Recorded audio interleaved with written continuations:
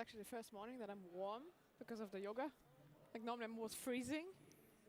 So.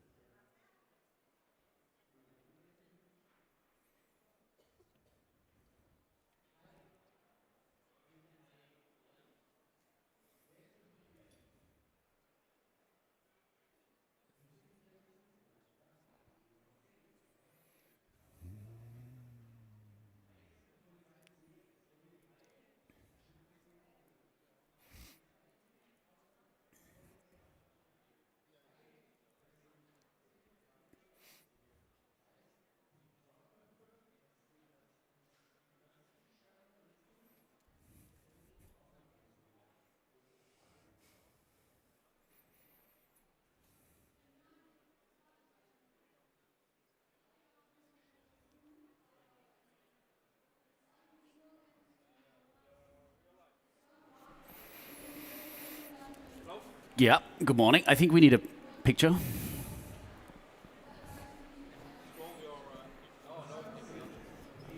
Okay, good morning, everyone. This is the morning wake up tune in for the day from the boat show in Germany, Hall 11. If you happen to be here or you come around, come by and say hi. Today we have a few amazing guests. First, at 11:15, we're going to meet up here with Morne Hardenberg, who is located in South Africa, but not only. And he is a professional underwater wildlife filmmaker, you know, delivering footage for amazing productions like BBC and National Geographic. He will be here at 11:15, so we talk with him a little bit about Sardine Run, you know, Wild Coast, great white sharks, and things like that. A virtual reality guy as well, so, you know, make sure you don't miss it. And then at 2 o'clock, we have a very special guest here, Tim Ho from the Philippines. He's originally from Malaysia, but he is stationed in Anilao in the Philippines. And he will tell us in 30 minutes how we can squeeze the most out of our compact cameras. This one is really an information workshop session. So he's gonna hook up his camera to the screen and we can follow all the settings that he's doing. That's gonna be very interesting. And then, you know, you guys always wonder, how do I perform on social media to get the most outreach? Andre Musgrove from the Bahamas is, you know, one of our guests today at 3:30, and he will talk not only about the creative things that he's doing, but also how you can, you know, get a little bit more exposure on social media for it. Great lineup. If you don't have the time to follow live, you can also watch it later online. And if you're here, just come by, say hi, and you know, attend everything live. And if you've been watching the days before, you know that we have a daily routine to talk a little bit about the artwork update from Naomi. First question of the day: what did you like best from yesterday? Yesterday, is that working? Yeah. Is that working? Yeah.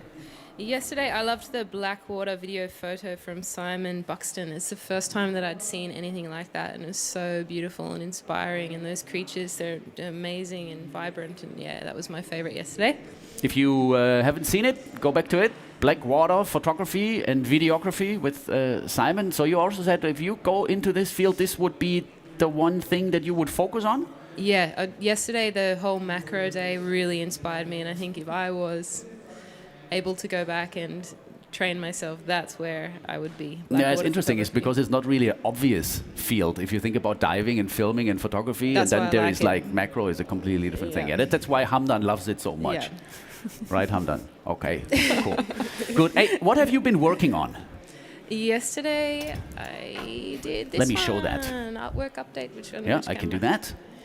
You know, guys. So this was Evan.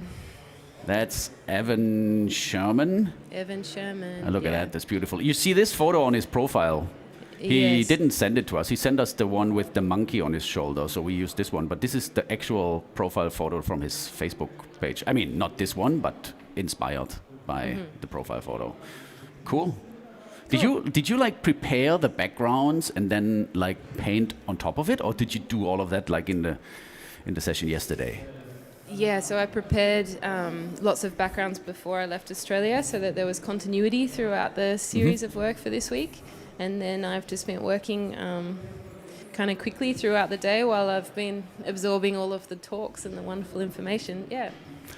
Come by, look over her shoulder and see how she does everything. In the morning, she was leading our first yoga session because we realized that we are not even half through the week. And we're all super excited and stoked, but at the same time, you know, we're pretty busy. So I think we needed it in the morning. We're going to do that every day now. So if you're here, join us, you know, to embrace the day and to... Great. Okay, perfect. So if you guys been following us, you also know that we have amazing friends and partners who give us things to give away to you. Just quickly how it worked. If you don't know about it, we posted 7 different videos about 7 different topics, and the topics were, Vanessa? The topics were cold water, freediving, macro, wide angle, compact, and beginner. And cold water. I said cold water. And cold water. And freediving. And freediving. Okay, doesn't matter. Go back to the videos on Facebook or YouTube and leave us a question that we then can pass along either to Vanessa to deal with it in a nightmare year coming up, dealing with over 2,800 questions that we have now. We've been cataloging yesterday. Sonia was doing that, probably still doing that at the moment. So we come up with all the answers and maybe even ask some of the questions to our guests.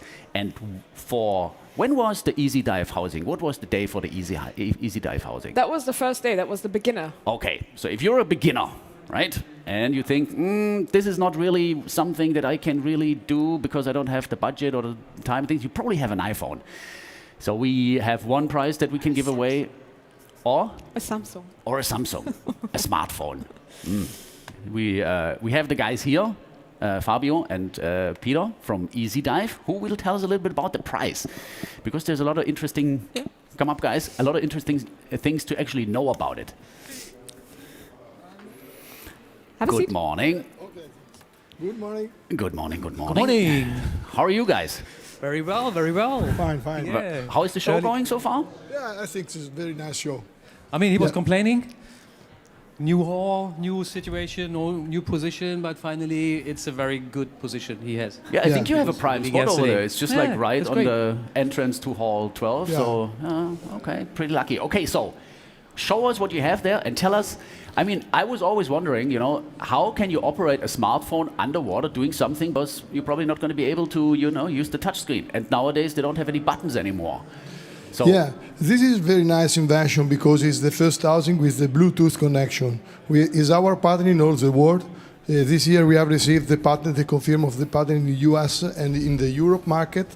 And the very big advantage that you don't press anything in your smartphone, and you can fix inside of the housing a lot of model of smartphones.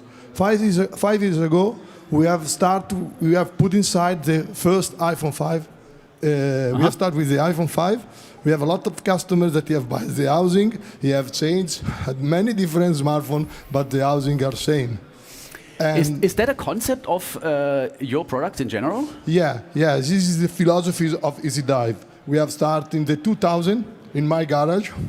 And 20 years ago? Is Because he don't have a this car, year he is doesn't have a 20 car, years. so we started to make housings. Yeah, it's different. I am blonde, now we have white. Okay, so and everything is located in Italy. Yeah. Okay. It's a small factory, but we have 5 guys. We have 300 meters of factory, where we have now this year we have realized a very nice showroom with all our product, and all the customer can visit our factory directly in Italy. Oh, and great. We are really happy to present our product directly. Okay, so we thought, because we have a little bit of time at noontime, we have a 2-hour break, so we thought every day we're gonna host another housing brand, and you guys will be here today. I think tomorrow Hugifoot or Isota or Seacam will also be on the stage and talk a little bit about the philosophy behind the respective companies. So we will dive into that a little bit later, like, you know, also other housing and things like that. Like, tell me one thing. Like, like if you put the smartphone inside, do you have to connect it with a cable, or you said No, it's Bluetooth? not necessary because the housing work by Bluetooth. Now we have two model of housing. This is our top, the best housing because it's 150 meter deep.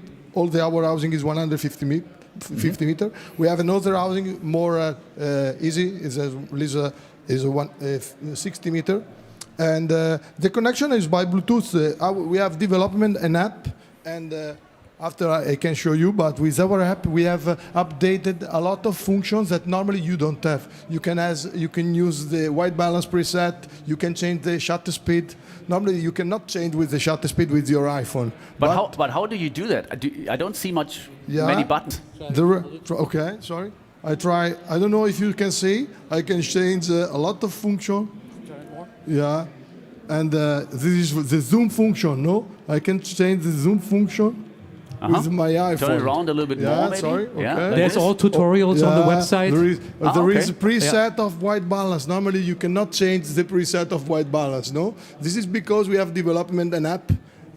Our app is free. You can go in the Google Play or in the Apple Store, you download our app, and with our app you can use all this function with your smartphone. Ah, okay. Number one, you put the app on it, and then the app will communicate with the housing. Exactly. Okay. It's very easy to use because you don't need to to press the button to connect anything. Only you install you fix your smartphone inside. You download the app, and by Bluetooth is connected, and the buttons are magnetic. All the function, you can control many functions of your smartphone. And for example, last week we have updated the zoom function. All our customers, you need only to update the app, and free, you have the new function. And we have sent a message, a push notification to all our customers. Updated your app, and you have new function zoom. I think this is very innovative in a sense that a lot of people complain, which is like a natural thing, that it just has to be like when the technology evolves and you have different cameras, you always have to get a different housing for it. Yeah, now also. And this is kind of solving that problem. I mean, 5 years ago, I was walking around here and I saw this. What is that? I mean, I'm a beginner also, yeah. So when I was looking at what kind of strange housing, it's for a smartphone, it's for iPhone, smartphone, whatever. I mean, who's phoning underwater?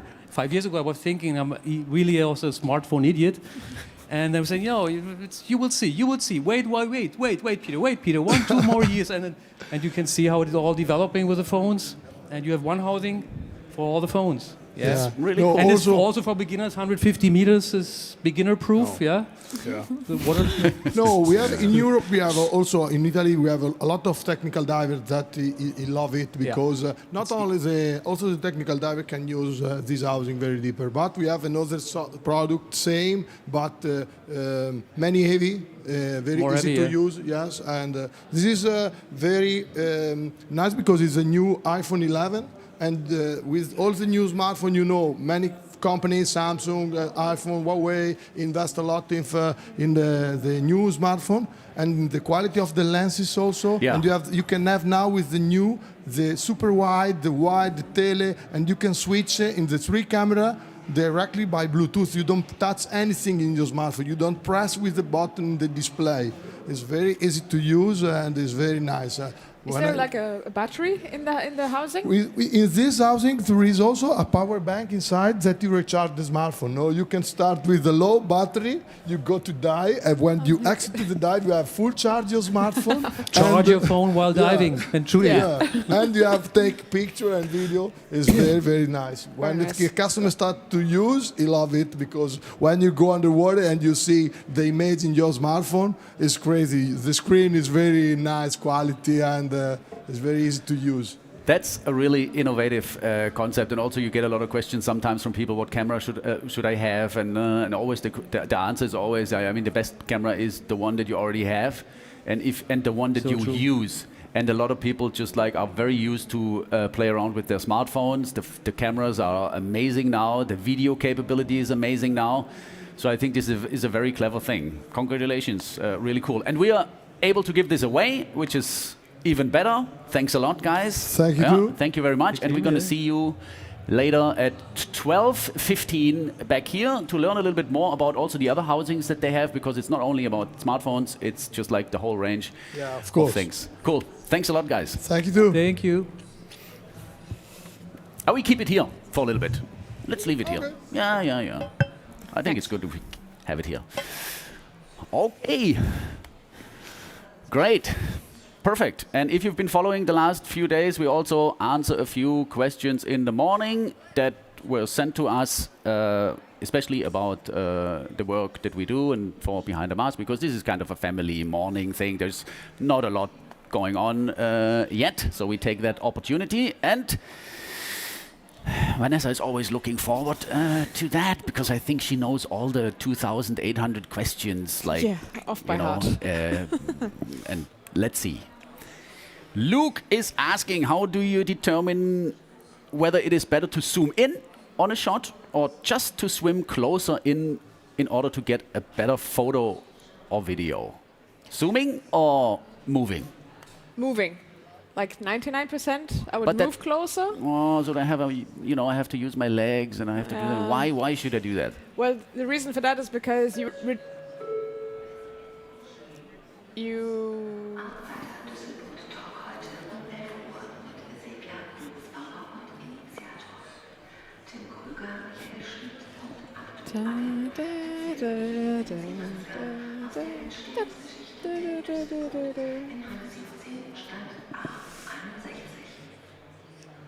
Thank you very much. Okay. Good. Yeah, because you would reduce the amount of water between the subject and your lens, so you're going to increase the quality of your image. The more water you have in between the two, the less quality you will have. But there are some cases where I would zoom in. It's like when I'm already close and I would like want to do macro or whatever, and then I would use like the punching in, like I don't know who mentioned it yesterday. I think Evan mentioned it. Yeah. That you have this option if you have like a full frame camera or whatever, you can crop into the APS-C. Same goes with the GH5. You can crop in without losing image quality, and that's sort of like the zoom I would use. Okay. Yeah. Sure. Get closer. As close As possible. as possible to have better image quality. Less water in between. Bon is asking, would you recommend a waterproof camera to start with? Like a Coolpix or a TG6? Well, as Come you on, that's just- a yes. Any camera you camera. have, you can start with. Doesn't matter. Just play around with it and Yeah. squeeze something amazing out of it. I think that's just a yes. Or is there anything else to mention? I mean, the camera has to be waterproof, right? So Yeah. otherwise, But it's only these one two dive. are like they're like cameras that are waterproof, so you don't Yeah. need a housing.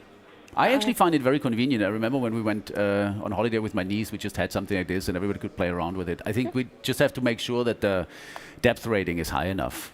Like sometimes if you have like a GoPro, for example, very, very clever marketing. They sell it's waterproof until 12 meter, but after 3 meter you can't use it because the pressure is basically blocking all the buttons.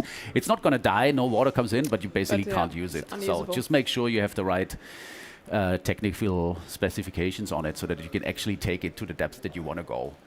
Right? Okay. How do you know? I went the wrong way.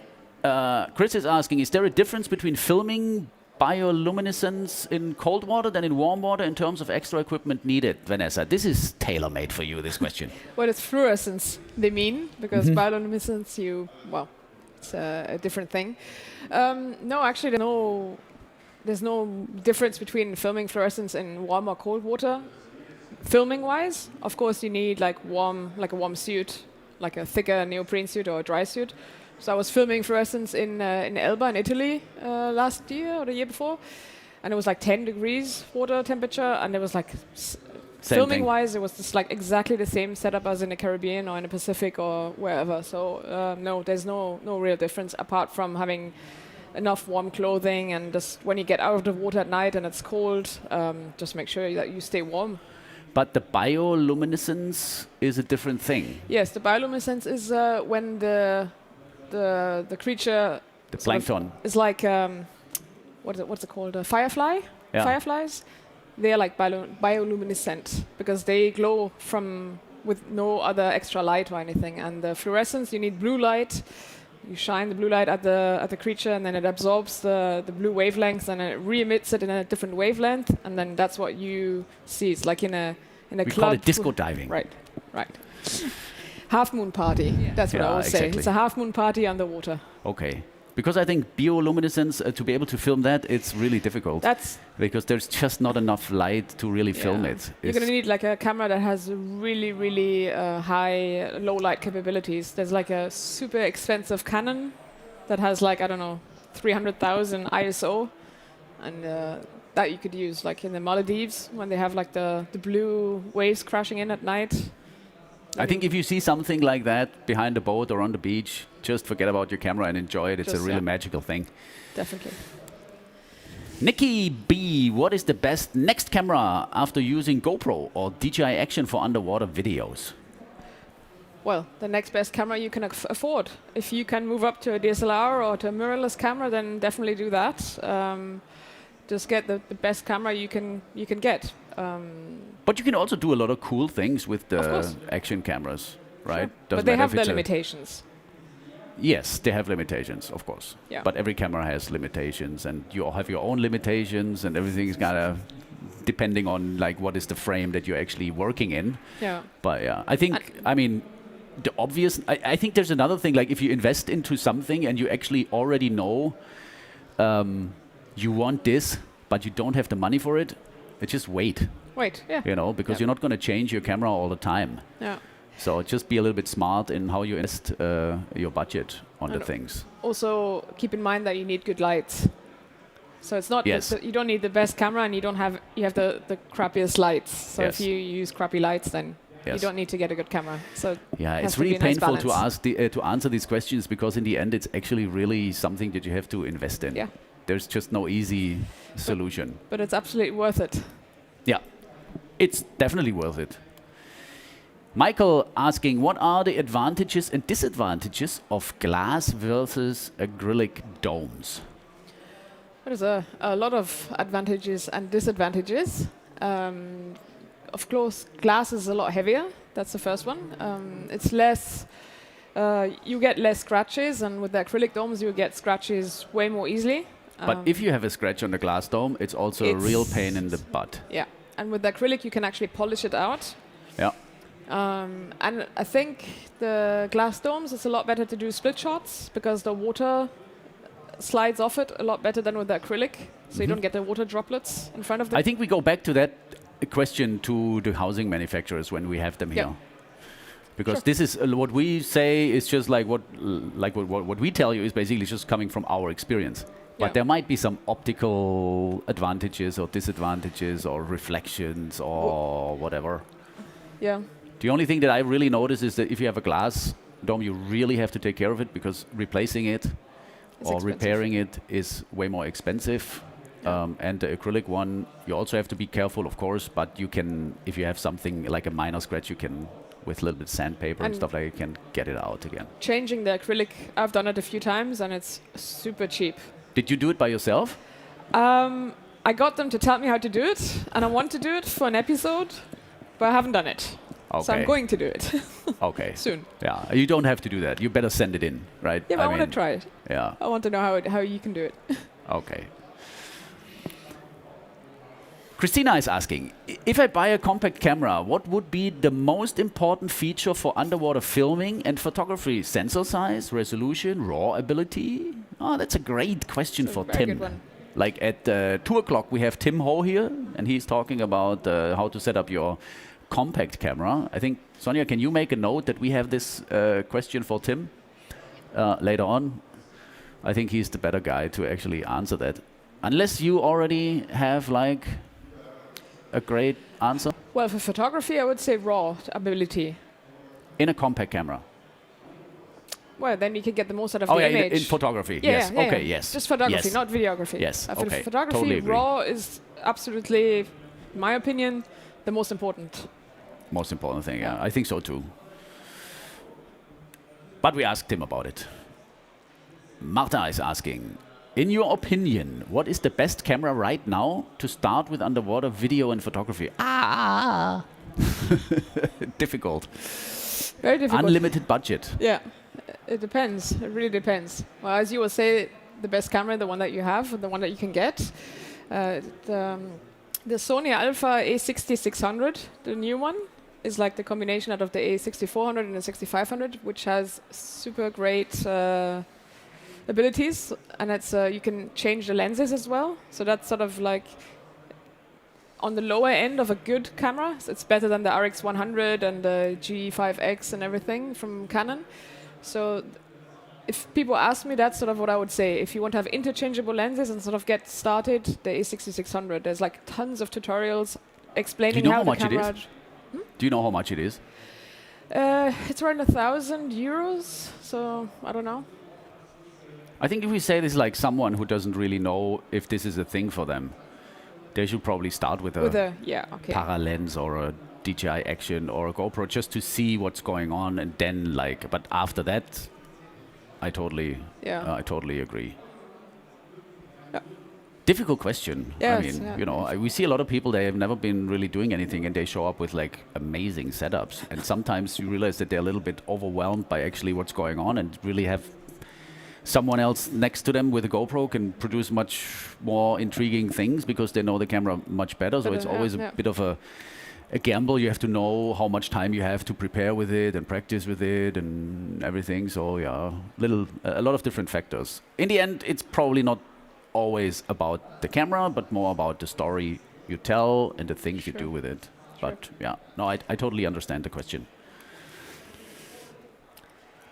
When there is a small scratch or piece of dust on the inside of the dome, how can this be removed in post in Premiere Pro? Well, you can't.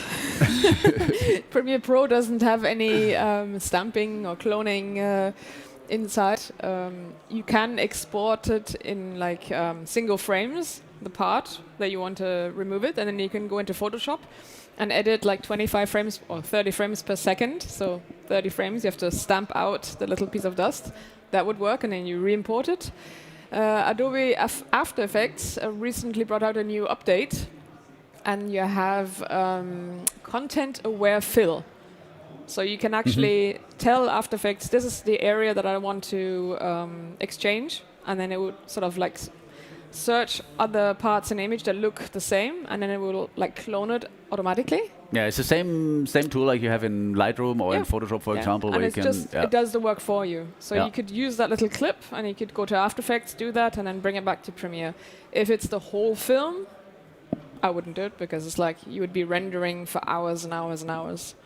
But it would work. I think the best idea to remove this is to make sure basically use pressured air, and don't. I mean, we asked that to the housing manufacturers again, but as far as I'm aware, cleaning the dome from the inside is always a very bad idea. Yeah, never do that. So just make sure whenever you open your housing, you don't have it upside down. Like you know, just open to the top. Just like turn it around. Make sure everything is safe, nothing gets in, and use pressured air first. And then there's a very elaborated way to actually clean it with like distilled water or like some alcohol liquid and a stress ball, and you know, like it's getting it's really difficult. I did it. I asked Jürgen about how it's going to be done, and it's like it's a very elaborated process, and in the end you don't have like a virgin dome inside anymore. So don't use normal water, don't use soap, don't use anything. Use pressured air first and just take really good care of it. That's probably the advice that we can give. Which lens on a GH5 is good for macro video? I use the 45, but the 60 Olympus is really good as well. It just doesn't have a optical image stabilization, which 45 does have. It also depends if you want to use a diopter on it or not. So the 60 is going to be better for using diopters because the working distance increases. So I always have a bit of trouble with the 45, but I just like the 45. So they're both from Panasonic, or no? The 60 is Olympus. 60 is Olympus. Yeah. And so if you know that you want to get really close and you want to use diopters, then maybe go for the 60. But just bear in mind that you don't have the stabilization on. And they don't have the same flat port for it. No, it's a different. It's a different one. Yeah. It's so it's not Olympus. interchangeable. Okay. Jan is asking, how do you set up the manual white balance for filming? Oh, we have a whole episode there's a whole video about that. on white balance, like 20 minutes long. Yeah. But to make it short, you turn the dial to manual white balance, you turn off your lights, you hold the white or gray slate in front of the camera, you hit the shutter release button, and then it does the automatic white balance, Yeah. the manual white balance. But do it all the time, because Yeah. it changes all the time. If you Right. go up for 2 meter or down for 2 meter, it's going to be completely different. It's true. And if you want to be super smart about it, get a camera that can film in RAW. And you can do all of this things in post-production. And you don't have to do that in the water. Because once you did it wrong, or it goes off, or the whale shark comes up, but he's like 4 meters up, you have to go up, then you're in trouble. White balance, but good that you bring this question up. There is probably the most important thing for color reproduction underwater. Yeah, photographers are a little bit easier with this because they usually shoot photos in RAW anyway. And there's more and more video cameras coming up that can actually do that. I think the latest model is the Z-Cam E2 that can film in RAW, and it's very affordable. I think we're also going to talk about that later. Is it Z-Cam or Z-Cam? I think it depends on the region. I think the Americans say C-Cam. What about the Bangladeshis? C-Cam. Okay. I prefer C-Cam. saying Z-Cam because it's... Yeah, because the German Z is... Yeah. So, but it doesn't matter. Uwe is asking, we all know that light is one of the secrets about good colorful videos, but how do you act with low or bad visibility? How can you get good colors in cloudy waters? What's your secret about visibility? Well, get as close as you can. Yeah. That's the only secret, I would say. There's like no other way. If you are too far away and it's bad visibility, then yeah. I don't know who said it, but one of the, maybe Alex Mustard said that good photographers don't invest in a lot of equipment. They start investing in good quality water. So they invest in trips to good quality water and not in good equipment. Yeah. Because you can have the best equipment in the world, but if you have like shitty visibility, there's no point. Like if you film in the red with the red and you end like doesn't make sense. Doesn't make much of a difference. That's true. I mean, this is also a question pointing towards backscatter and particles in the water as well. Yeah. And one thing is very easy to understand is if you have like bad visibility, there's a lot of particles in the water that actually reflect the light. And it's not only that it reflects the light in the middle of the frame, it's also that if the video lights are not far out away from your camera, you will also see the beam on the side because it's reflected by the particles. Yeah. Especially if you're wide. Yes. Yeah. So you have to get bit away with your video lights and sometimes like point them even a little bit away from the thing, because the idea is that they have a beam and you want to meet the beam from the two video lights meet in front of your object, because then all the particles between the object and yourself are not getting much light, so then you don't have this effect. It's the same in photography, but it's really a pain to do that, especially if you have like really a lot of particles, because you're gonna most certainly see the beam. Yeah. Just look at it. If you don't like it, turn off the lights and make the best out of what you have. Yeah. Like, okay. Last question, okay? Because we're already running out of time. Alexander's asking, which is the best video editing program for beginners? What is the best software for color editing? Windows Movie Maker. No, I'm joking. iMovie on your iPhone. I mean, hey, Dada makes amazing vlogs with only the software on her mobile phone. Yeah, I will say that I'm a Windows person, but in this case, I really must say like iMovie. If you have a Mac, iMovie is really good for beginners. And there's like tons of apps that are for Apple that are really good for Windows. There's no option. The only option is Blackmagic DaVinci Resolve, which is a super pro. That would be my hint also for the color editing. But it's like super pro and it's free. So that's the great thing about it. But you need some time to get used to it and to understand it. You have to go through a lot of online tutorials. And in the end, an editing software is a tool.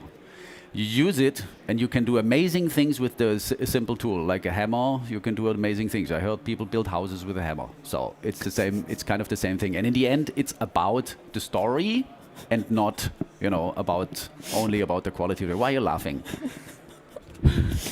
Why are you laughing? Was it Hamdan is already hiding. Okay. Yeah. I think that's the yoga. Maybe. I think the yoga really relaxes everything a little. Okay, cool. Yeah, just one more thing. The color editing and the video editing, usually you can do both in the same. So if you have a editing software that you like, then usually you can do the color correction there too. So Yeah. you won't need different softwares for that. You can use the same software Yeah. in general. Yeah. Sure. Totally agree. Okay, cool guys. We're looking forward to have Morne Hardenberg here in, what is it, half an hour? 11:15. Yeah, really cool guy. Check it out. It's going to be about wild things like white sharks and, whales in bait balls and virtual reality filming for BBC and National Geographic and all of that. So, good thing to attend. All right. Perfect. So, we're out for now. Have a coffee and a water, do some more yoga, and then going to be back in half an hour.